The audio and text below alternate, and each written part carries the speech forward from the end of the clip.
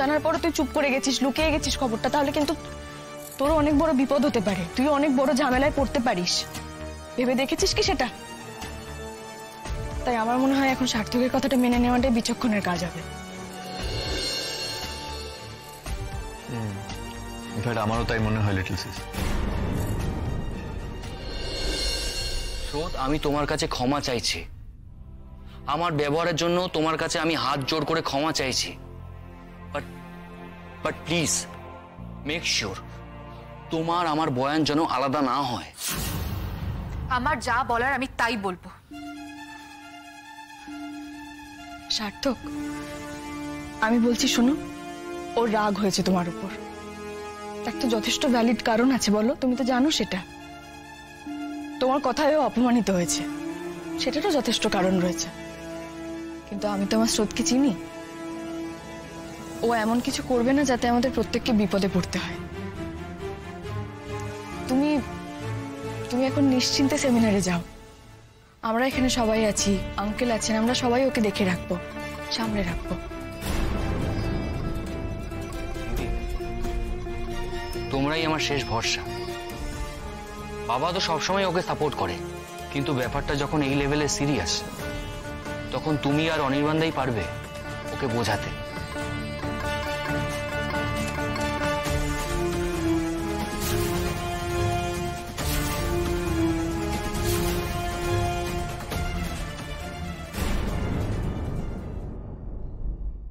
পরিস্থিতি আর মানুষ ভেদে প্রয়োজন বদলায়। আমি এরকম একটা জীবনে অভ্যস্ত নই সার্থক, যেখানে কেউ আমার উপর স্পাইং করবে, আমার উপর নজর রাখবে। আমি কি করছি, কাকে ফোন করছি, সবকিছুর জবাবদিহি করতে হবে। আমি পোষাতে পারবো না, কারণ আমি তো কোনো চুরি বা ডাকাতি করিনি। তা যখন করোনি, তখন বলতে আপত্তি কোথায়?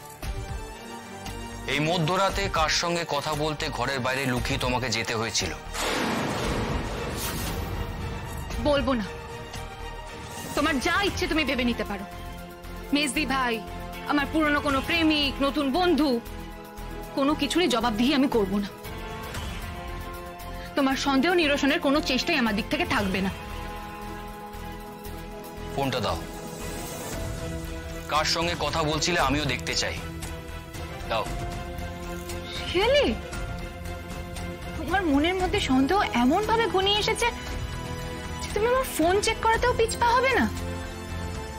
স্রোত, তোমার আচরণই আমাকে বাধ্য করছে এটা করতে। তুমি নিজেও জানো না তুমি আমার কাছ থেকে সবকিছু লুকিয়ে নিজেকে কতটা বিপদের দিকে ঠেলে দিচ্ছ।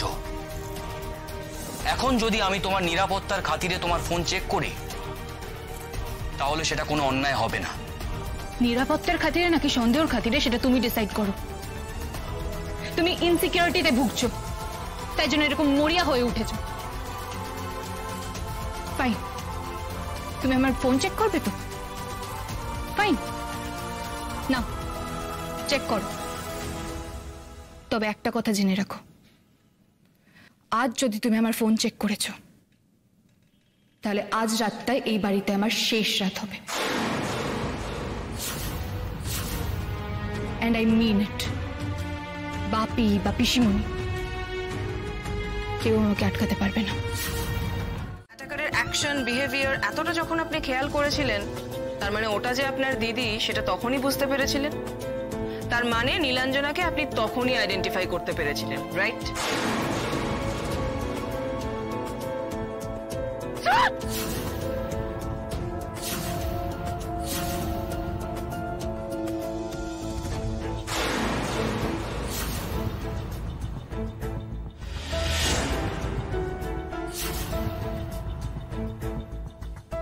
না, সেই মুহূর্তে আমি কাউকে আইডেন্টিফাই করতে পারিনি। পারলে আপনাদেরকে জানিয়ে দিতাম। শুটার তো আপনার নাম ধরে চিৎকার করেছিল। হ্যাঁ শুনেছি। শুনেছেন? শুনেও নিজের দিদির গলা চিনতে পারেননি?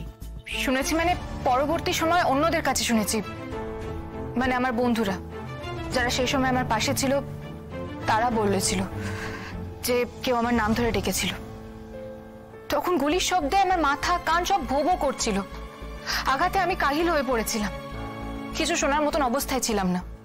তার মানে আপনি বলতে চাইছেন আপনার মায়ের পেটের দিদি, যার সঙ্গে আপনি অন্তত জীবনের 25টা বছর কাটিয়েছেন, সে আপনার সামনে এসে দাঁড়ালো মাত্র কয়েকটা হাতের তফাতে, আপনার দিকে বন্দুক তাক করলো, এতেই তো কয়েক সেকেন্ড কেটে গেছে, তাও তাকে আপনি দেখে চিনতে পারলেন না। অথচ তার হাবভাব আচরণ আপনি এতটাই খেয়াল করলেন যে আপনি জানেন সে ইচ্ছে করে গুলিটা করতে পারে না। হ্যাঁ, এটা আমারও প্রশ্ন ছিল ম্যাম। আমি কথা বলছি। মিসেস সেনগুপ্ত, আপনি বলুন, এত কাছ থেকে নিজের দিদিকে দেখে চিনতে পারাটা কি এতটাই অসম্ভব ছিল? স্টেডি থাকতে হবে আমাকে, স্টেডি থেকে এদের কথার উত্তর দিতে হবে। এরা আমাকে ট্র্যাপে ফেলতে চাইছে, বারবার একই প্রশ্ন ঘুরিয়ে ফিরিয়ে করে চাপ তৈরি করতে চাইছে আমার উপর। আমি সেটা হতে দেব না। ওদের মুখে গামছা ছিল, শুধু দুটো চোখ দেখা যাচ্ছিল, ওদের মুখ দেখা যায়নি। আপনি আপনার দিদির চোখ দুটো দেখলেন, গলা শুনলেন, তাও চিনতে পারলেন না? স্ট্রেঞ্জ। আমি তো বারবার একই কথা বলছি, গলাটা আমি শুনিনি, তখন আমার হাতে গুলিটা লেগে গেছে, অসম্ভব একটা ধাক্কা আমি পড়ে যাচ্ছি, তখন কোনো কিছুই আমার কানে আসেনি। আসলে গুলি খাওয়ার অভ্যেস নেই তো, তাই হয়তো শকটা আমার বেশি হয়েছিল, আর আমি কখনো ধারণাও করতে পারিনি গুলি লাগলে কি অবস্থা হয়। আপনার সঙ্গে তো যোগাযোগ ছিল আপনার মেজ দিদির এই গত কয়েক মাসে। এই খবরটা আপনাদেরকে কে দিয়েছে? কেন ছিল না বা এখন নেই?